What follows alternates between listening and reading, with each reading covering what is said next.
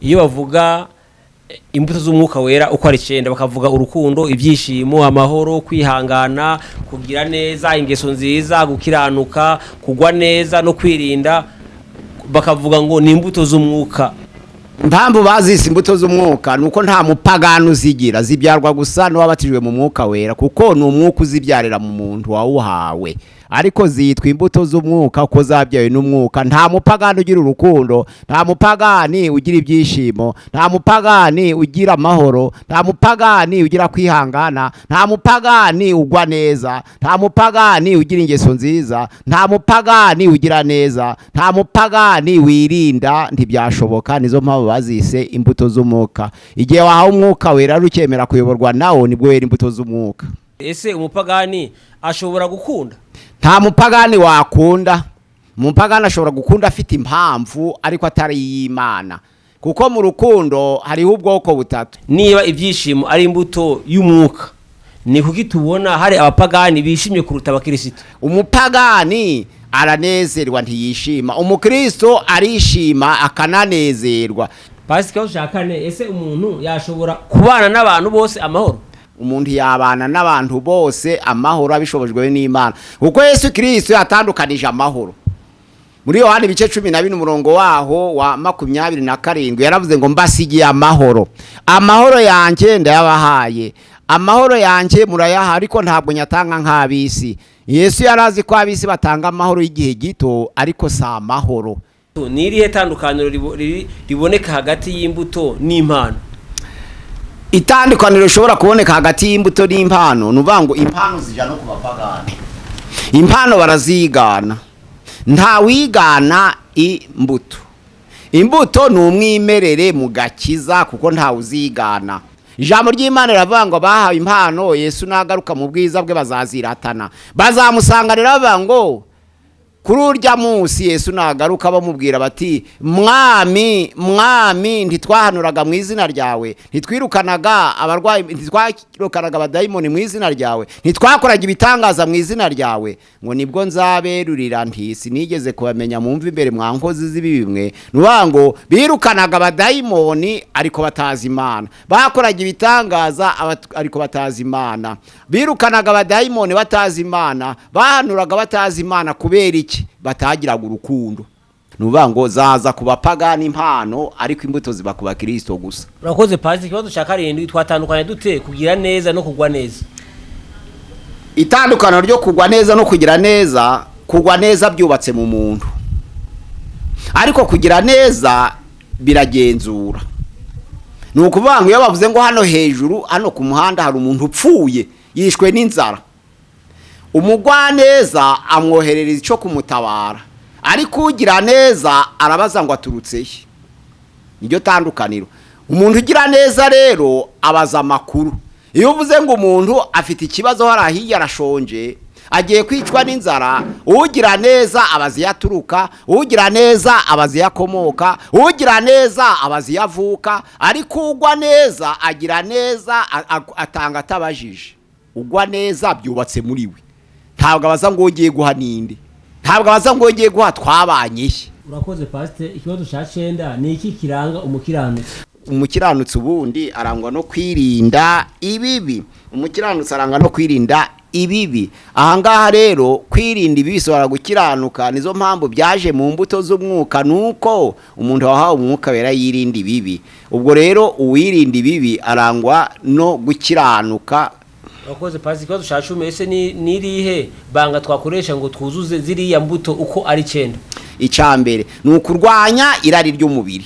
Icya kabiri ni ukuba ufite garanti cyangwa ubwishingizi kwa byawe n'Imana, kuko wabyawe n'Imana abatandukanye n'icyaha. Arakunda, nkuko twavuze ngo ikimenyesha umuntu ko afite imbuto z'umwuka nuko akunda abantu bose. Ese ni muramutsa babaramutsa abapagani bo ntibabishobora? Umupagani nawe iyo muramutsa nabarakuramutsa.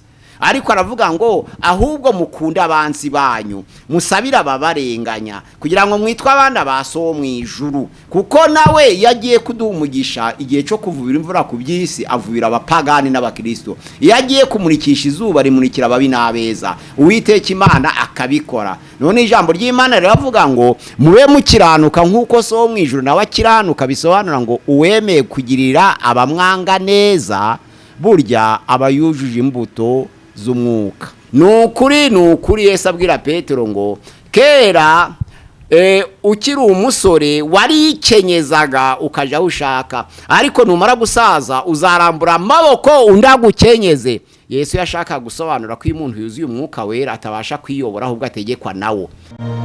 Gusenga everyday, gusenga buri munsi.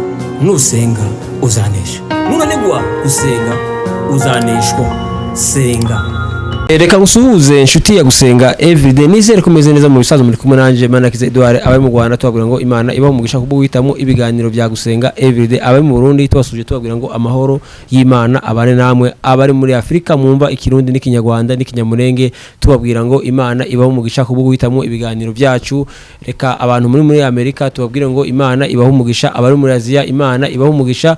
Abari mu Burayi Imana ibaho umugisha. N'abari muri Australia Imana ibaho umugisha muhitamo ibiganiro byacu. Mubana natwe kumanwa n'icyo tubashimira kubwo mubana natwe. Imana yowe kadushimire umuntu ubana natwe buri kiganiro tukubwira ngo Imana igumugisha, Imana kwagurire. Kadushimire umuntu uzufata ibiganiro byacu akabisagiza inshuti ziwe, tumubwire ngo Imana nawe igumugisha. Kadushimire umuntu yakandi subscribe. Nawe ushobora kuba ubwa mbere ugeze kuri Gusenga every tugusaba gukanda subscribe kugira ngo canke s'abone kugira ngo uzazubona ibiganiro byacu bitakugoye. Nkuko mubona kuri kamera ya Gusenga every turi kumwe na Dr. Pastor Mazi Birego. Uraho Dr. Shalom shalom. Amakuru yanyu?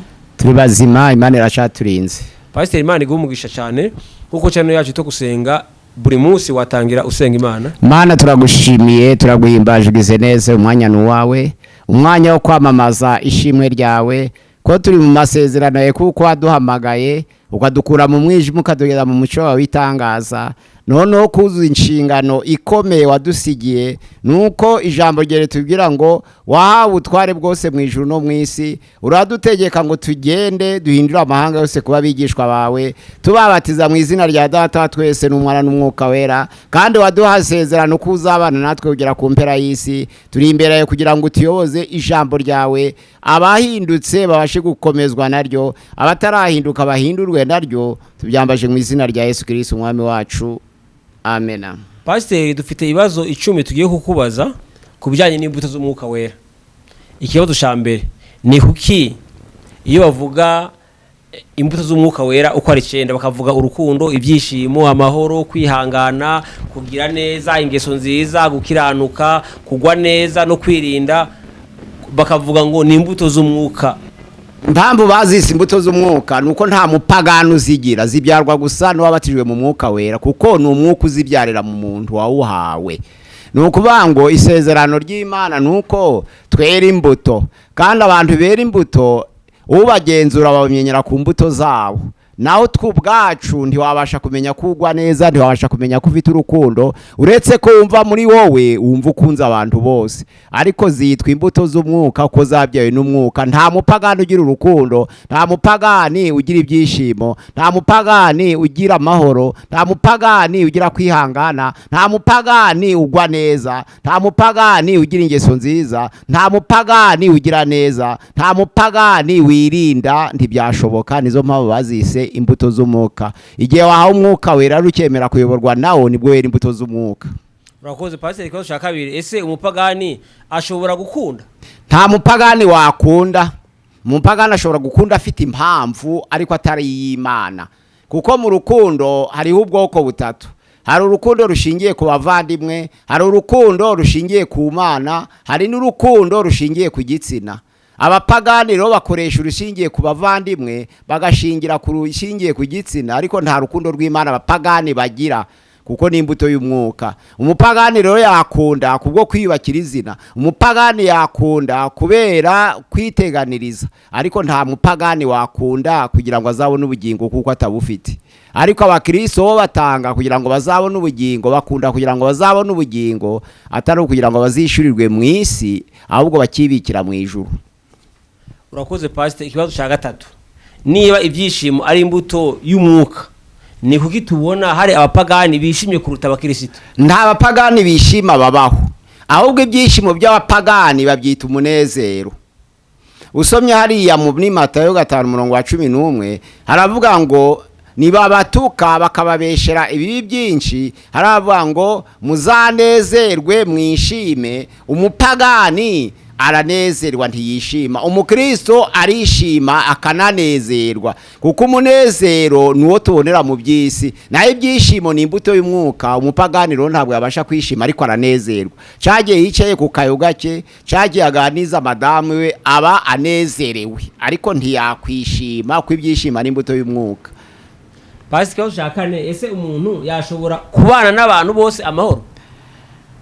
Imana yamushoboza umuntu kubwe. Urebye mu Baheburayo igice cyaho ca 12:14 haravuga ngo mugire umwete wo kubana n'abantu bose amahoro n'uwo kwezwa, kutejo atazabona Imana. Ni mu Baheburayo 12:14.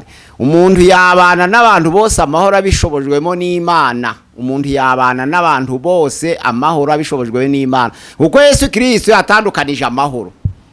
Muri Yohana ibice 12 umurongo waho wa 27 yaravuze ngo mbasigiye amahoro, amahoro yanjye ndayabahaye, amahoro yanjye murayaha, ariko ntabwo nyatanga nk'abisi. Yesu yarazi ko abisi batanga amahoro y'igihe gito, ariko si amahoro, ahubwo nayo guteganya intambara. Amahoro y'abisi batanga nayo gutegura intambara, ntabwo ari amahoro y'ukuri. Ariko Yesu Kristo aravuga ngo mbasigiye amahoro, amahoro yanjye ndayabahaye. Yaramaranye nabo igihe kirekire, imyaka 3 hafi n'igice, ababwiriza ubutumwa bwiza, ariko agiye kugendera avuga ngo mbasigiye amahoro. Yabatoranije baravutse mu miryango yabo, ariko Yesu yarazi ko mu miryango yabo batagiraga amahoro, ariko agiye kuja mu ijuru aravuga ngo mbasigiye amahoro, amahoro yanje ndayabahaye, kandi ntabwo nyatanga nk'abisi. Abisi basezeranya amahoro y'igihe gito, akenshi amahoro y'agahenge yo mu isi abari yo gutegura intambara, ariko Yesu Kristo yatanze amahoro abarayiteka ryose. Na amahoro azahoraho, na amahoro ahesha ubugingo. Muri Matayo 5 ariya ku murongo waho wa 5 kugeza ku murongo waho 8 ari jambo rivuga ngo hahirwa ababiba amahoro aho baturiye. Nuvuga ngo abantu bifuriza abandi amahoro burya nibo bayabona. Yakobo yaganiriye ku mahoro igice cyaho 3:18 aravuga ngo imbuto zo gukiranuka zibibwa mu mahoro, ariko zikabirwa na babandi bahesha abandi amahoro. Iyo udashakira abandi amahoro ntubona amahoro. Umukristo rero igituma agira amahoro nuko ayifuriza abandi. Iyo wemeye gutanga amahoro uyaha abagenzi bawe, nibwo n'Imana iguha amahoro.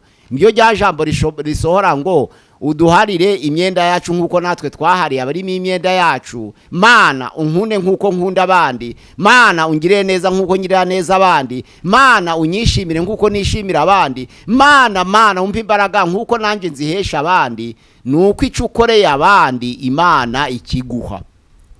Akenshi abantu basaba ibyo batashobora gutanga.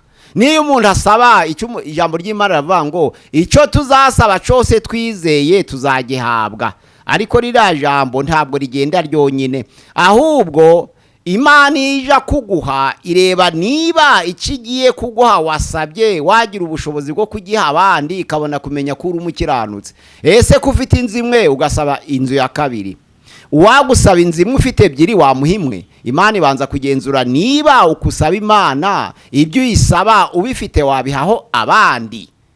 Nuvuga ngo utugirire neza kuko natwe twagiriye bagenzi bacu neza, bisobanura ngo Imana igenzura ico abasha gukorera abandi akaba ari kiguha. Ahangaha rero iyo yesheje abandi amahoro, Imana iguha amahoro. Abantu benshi bifuza amahoro badashakira abandi. Nizo mpamvu Yakobo yavuze ngo imbuto zo gukiranuka zibirwa mu mahoro, kandi zikabirwa na babandi babasha guhesha abandi amahoro. Amahoro rero nta mupagani wayagira, ntaho yayakura. Abakristo bonyine babyaho bwa kabiri nibo bagira amahoro, nibo bagira urukundo, nibo bihangana, nibo bagira ibyishimo. Urakoze pasi. Ikibazo cya 5 twamenye dute urugendo rwo kwihangana?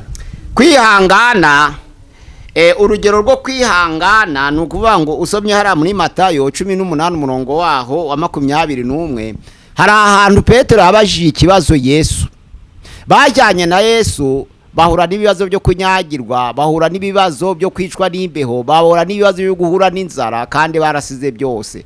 Ariko Petero hanyuma arabaza aravuga ati none ko abantu tugenda bakaducumuraho, nabo dukorana bakaducumuraho, nabo duturanye bakaducumuraho, ese umuntu yakwihangana akageza ryari? Yababarira ubwa kabiri akababarira, ubwa gatatu akababarira, ubwa kane akababarira, ubwa gatanu akababarira, ubwa gatandatu akababarira, ubwa karindwi akababarira, twamara tukageza kuri karindwi kugira ngo tugaragaze imbere y'Imana ko dukiranuka? Yesu yaravuze atoya, ntabwo mvuze ngo mubabarira abantu karindwi, ahubwo mubabarira abantu karindwi ka 70 449. Ntabwo ari umubare. Karindwi ka 70 bisobanura ngo kubabarira kudashira, kwihangana ntaho kugira iherezo, ngo tuyiguhe igipimo.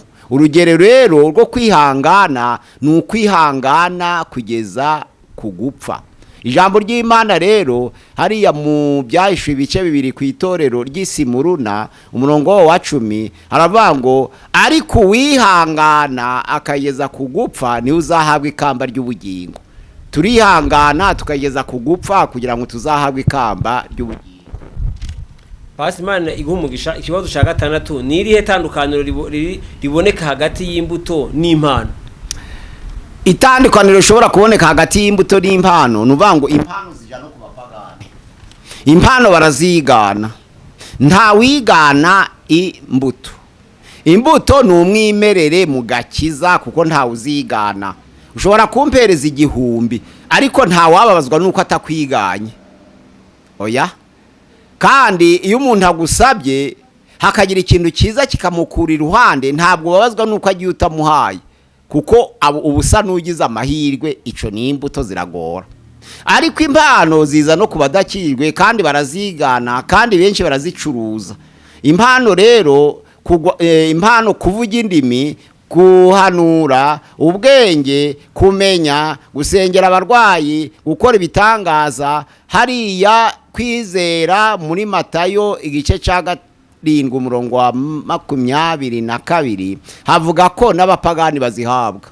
Ijambo ry'Imana riravuga ngo bahawe impano Yesu nagaruka mu bwiza bwe bazaziratana, bazamusanganira bavuga ngo kuri urya munsi Yesu nagaruka bamubwira bati mwami mwami ntitwahanuraga mu izina ryawe, ntitwirukanaga abarwayi, ntitwirukanaga abadayimoni mu izina ryawe, ntitwakoraga ibitangaza mu izina ryawe? Ngo nibwo nzaberurira nti sinigeze kubamenya, mwumva imbere mwa nkozi z'ibibimwe. Nuvuga ngo birukanaga abadayimoni ariko batazi Imana, bakoraga ibitangaza ariko batazi Imana, birukanaga abadayimoni batazi Imana, bahanuraga batazi Imana. Kubera iki?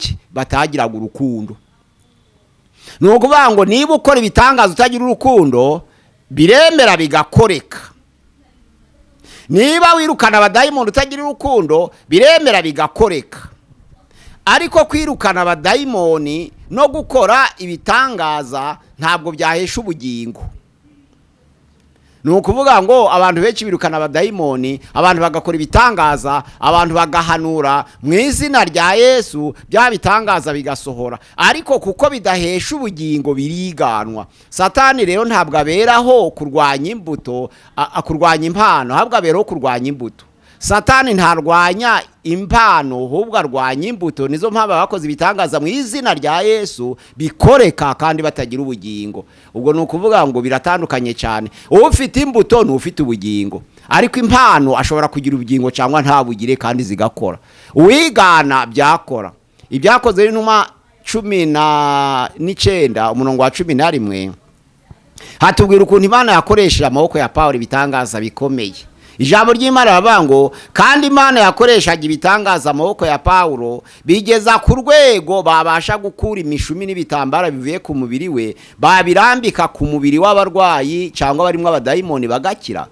Ijambo ry'Imana ravuga ngo indwara zose baga bafite, uwaga yibye ishati ya Pawulo bakayigabana, uwaga afite umushumi wayo yakoreshaga ibitangaza akawukirisha abarwayi. Ariko ijambo ry'Imana ravuga ngo ahangaha hari inzererezi z'umuyuda witwa Sikewa, zabona bari kwirukana abadayimoni mu izina rya Yesu, zabona bari gukora ibitangaza mu izina rya Yesu, zabona bari guhanura mu izina rya Yesu, zigasubira mu byo bavuze.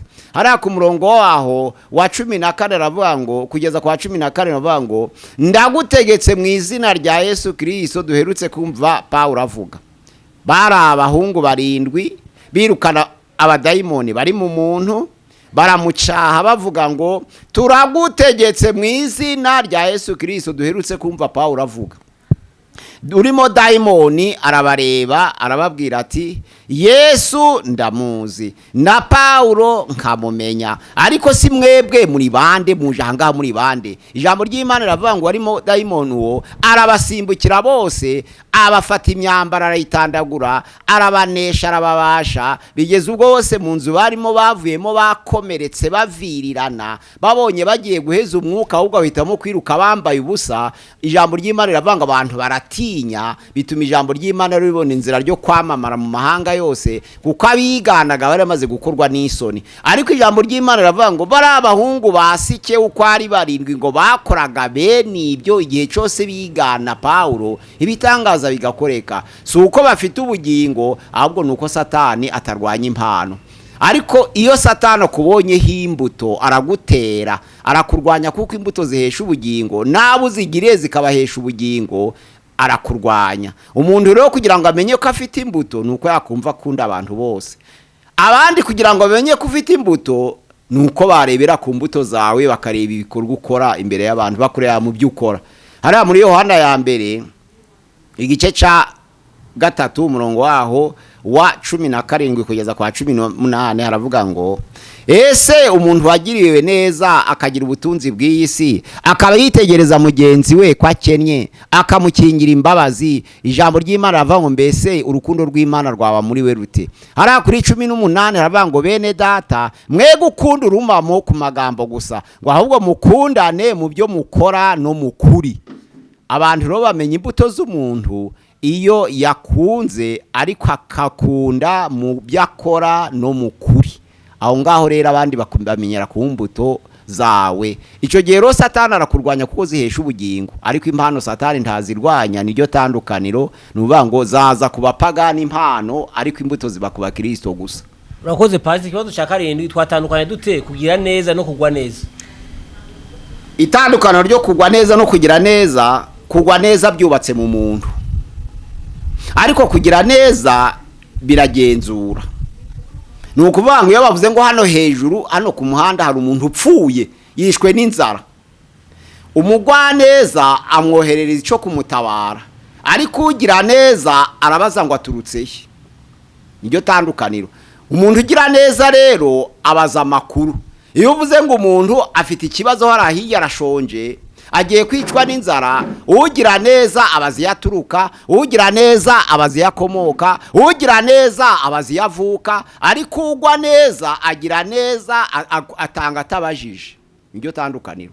Ugwa neza byubatse muri we, ntabwo abaza ngo ngiye guha ninde, ntabwo abaza ngo ngiye guha twabanye, oya. Ariko ugira neza aravuga ati ese uwo muntu agiye gupfa turutse.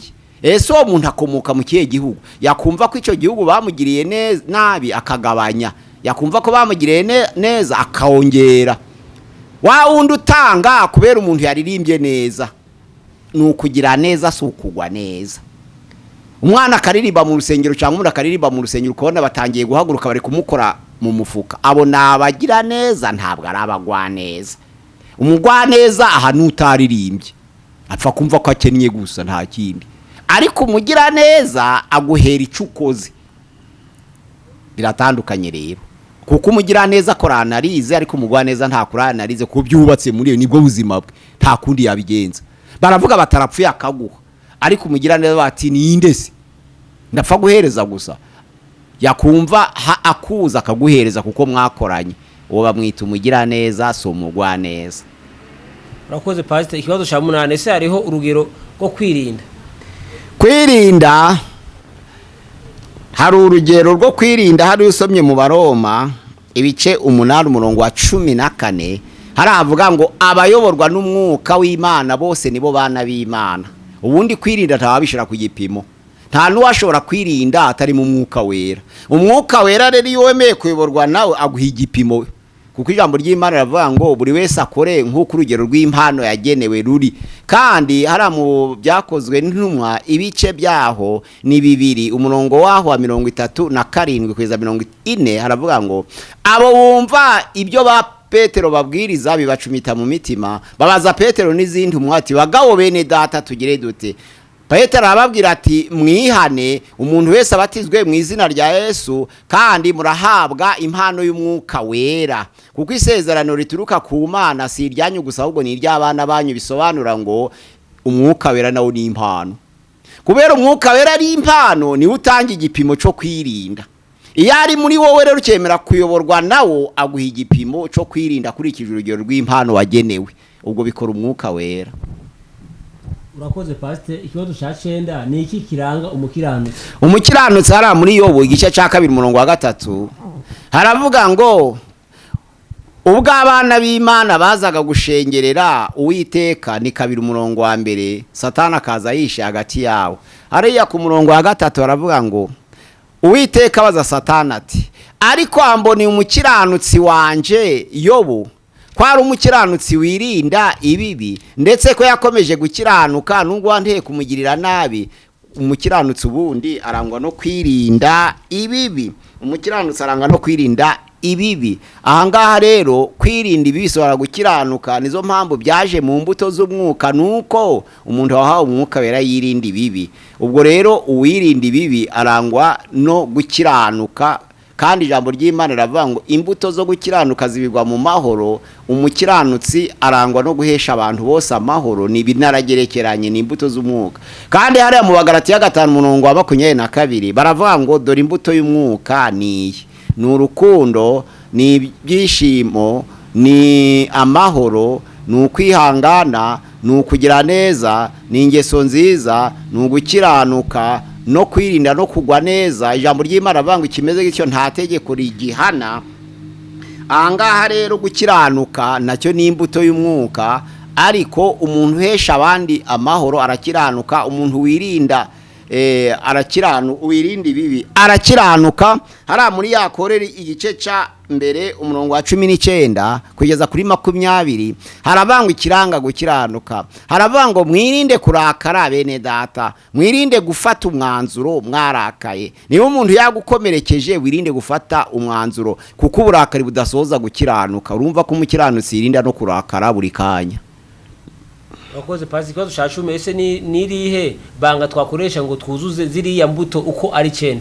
Hariya muri Petero ya mbere kuzuza imbuto 9 igice cya 2 umurongo wa 11 havuga ndabahenda nk'abasuhuke n'abimukira. Petero abwira abasuhuke n'abimukira kugira ngo mwirinde irari rirwanya uyu mubiri. Kwirinda irari niko yavuze ngo nibyo bituma umuntu yagira ziriya mbuto. Hariya rero muri Yohana ya mbere igice cya 4 umurongo wa 7 haravuga ngo umuntu wabyawe n'Imana niwe urwanya ibyaha kuko aba yera imbuto. Yohana ya mbere igice cya 4 umurongo wa 7 ni wabyawe n'Imana. Icya mbere ni ukurwanya irari ry'umubiri.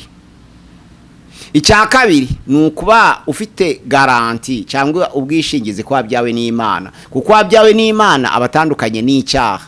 Ashobora kugwa mu cyaha ariko ntashobora gutegura icyaha kuko yabyawe n'Imana.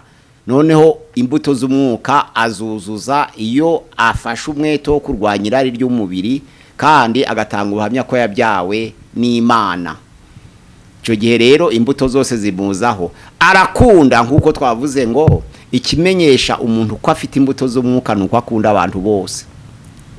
Kandi rya jambo ryo mu Baheburayo 12 umurongo wa 14 ngo mugire umwete wo kubana n'abantu bose amahoro, ni nyoko, nuwo mwashakanye, nuwo muvukana, nuwo muturanye, nuwo musengana, nukuyobora ku kazi, nuuyobora ku kazi, nugukorera mu nzu, nuwo wabyaye, nuwo muririmbana. Nuvuga ngo ibyiciro byose n'itsinda wajamo ukikora umwete, ukagira umwete wo kubana nabo amahoro.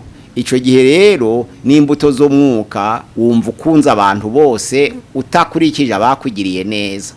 Hariya muri Matayo 5 umurongo wa 43 haravuga ngo mwumvise ko byavuzwe ngo ukunde mugenzi wawe ariko wanga umwanzi wawe. Iyo ni fenomene igwiriye ku bantu. yewe n'abakristo banga ababanga bagakunda ababakunda, ariko Yesu yarabagaye, yaravuze ati ese nimukunda ababakunda, abakoresha b'ikoro ntibabishobora bakabikora? Ese nimuramutsa ababaramutsa, abapagani bo ntibabishobora? Umupagani nawe iyo umuramutsa nawe arakuramutsa. Ariko aravuga ngo ahubwo mukunda abansi banyu, musabira ababarenganya, kugira ngo mwitwe abana baso mu ijuru, kuko nawe yagiye kuduha umugisha igihe cyo kuvubira imvura ku by'isi, avubira abapagani n'abakristo. Yagiye kumurikisha izuba rimurikira ababi n'abeza, Uwiteka Imana akabikora. None ijambo ry'Imana riravuga ngo mube mukiranuka nk'uko so mu ijuru nawe akiranuka, bisobanura ngo uwemeye kugirira abamwanga neza burya abayujuje imbuto z'umwuka. Urakoze Pastor, Imana igumugisha. Ese Pastor icyo wakongeraho? Icyo nakongeraho nuko nasengera bene data batwumva uyu munsi wa none, mwe kwishingikiriza impano z'umwuka, kuko iyo umuntu ahawe umwuka wera, ikimenyetso kiranga cya mbere nuko atinya icyaha. Intambwe ya kabiri, iyo abatijwe mu mwuka wera agira impano z'umwuka. Intambwe ya gatatu, iyo noneho yujujwe umwuka wera ayemera kuyoborwa nawo ko atacitegeka, agasoza rya sezerano ryanditswe muri Yohana igice cya 21 umurongo wa 18 havuga ngo nukuri Yesu abwira Petero ngo kera ukiri umusore warikenyezaga ukaja aho ushaka, ariko numara gusaza uzarambura amaboko undagukenyeze. Yesu yashaka gusobanura ko umuntu yuzuye umwuka wera atabasha kwiyobora, ahubwo ategekwa nawo. Ariko iyo umuntu agitangira guhabwa umwuka wera koko atinya icyaha nibyo, ariko kuko atemera kuyoborwa n'umwuka wera akagera ku mpano ariko ntagere ku mbuto. Ariko uko akomeza aba mu masengesho akuzura umwuka wera, niko areka umwuka wera akamuyobora. Icyo gihe noneho uri intambwe ya gatatu y'umwuka wera, niyo yuzuza gukiranuka kw'abera, tugahabwa umwuka wera, tukabatizwa mu mwuka wera. Twamara tukuzuza umwuka wera ntitube tucigenga, ahubwo tugategekwa nawo. Icyo gihe noneho imbuto z'umwuka ziba muri twe, zigatura muri twe. Ni Pastor Mpazi birego bagejeje ikiganiro. Murakoze bene data kudukurikira ikiganiro c'imbuto z'umwuka. Tumenye ko izi mbuto z'umwuka Uwiteka Imana ashaka ko tuzigira. Kwijambo ry'Imana riravuga ngo imbuto z'umwuka nize, ariko zihambiriye ku rukundo. Kugira ngo zirambuto z'umwuka ro zibe kuri buri wese, nuko buri wese yagira urukundo, izindi na amashami yarwo. Izindi mbuto kwa ari 8 na amashami y'urukundo. Ni Pastor Mpazi birego. Imana ibaha umugisha. Ubagejeje ikiganiro kuri channel ya gusenga everyday. Nimero ya WhatsApp 0786696620. Nsubiremo kubatateza amatwi neza, 0786696620 kuri channel ya gusenga everyday. Murakoze, Imana ibaha umugisha. Pastor turagushimiye. Imana igumugisha. Reka dushimire umuntu yabanye natwe kukiganiro gitangiye akaba asozanye nawe tukubwira ngo Imana igumugisha. Tugusaba kugeza ubutumwa ku nshuti yawe ukunda, uzabudufashije kwamamaza ubutumwa bwiza. Kiganiro nawe butaha. Shalom shalom shalom. Gusenga everyday, gusenga buri munsi. Nusenga uzanesha, nunanigwa gusenga uzaneshwa. Senga.